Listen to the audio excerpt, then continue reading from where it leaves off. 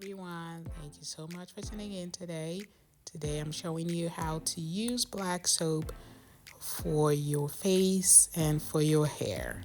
So that's right, you don't need to use any other thing to have smooth and soft skin, but black soap and cleansing oils. And I'm going to show you how I make mine. So I use a bunch of cleansing oils that we sell, and these oils are known to nourish the skin and to rejuvenate the skin.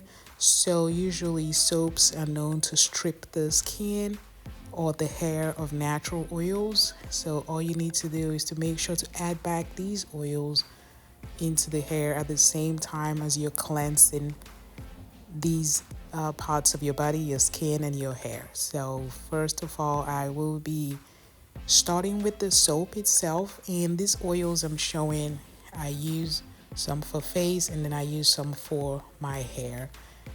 Of course, I do not use organic castor oil on my face, so I split it, and this is my container that I use to make my hair shampoo, and I've just finished it, so I need to make more, and that's the one I use for my face. So I basically just melt it down and I add in the oils. So this is one of the reasons why we don't bother to sell a shampoo. So on our website you will find leave-in conditioner, deep conditioner, but you would not find a shampoo because most of our customers actually just order the black soap and use it to make their own shampoo, I believe. And I'm gonna show you how I make mine, and you just have to know what oils work best with you. I know some people don't like coconut oil at all, so you just take that out of your shampoo. Most of the shampoos you'll find in the market today, they do have coconut oil and a bunch of other oils. Some have shea nut butter and other products that may not work for somebody. It may work for another person, but it may not work for you. So in order to customize your own hair care or your own skin care, you can just add in the oils that you really like and that you're sure work for you. So here I am just cutting the soap into little bites, into little bits so that they can be melted more quickly. Just add in some warm water and start the melting process. So it's not a quick one. So what I do, once I just melt it a little bit, I just add it into these containers, and you just have to add it in. And then first of all, I add in some of the oils that I use. So I use organic face and body oil, I use cranberry seed oil, and I use lemon essential oil, and I think I add some coconut oil. So all those oils that are good for cleansing the skin, I add it in for my facial cleanser, and then I add in the soap, and I just add in essential oils like I said, and then I shake it and I just leave it to continue the melting process. So I do the same thing for the hair, for the hair soap. For the hair shampoo that I make. So I just showed you how I make the face one. For the hair one, I add in organic black castor oil.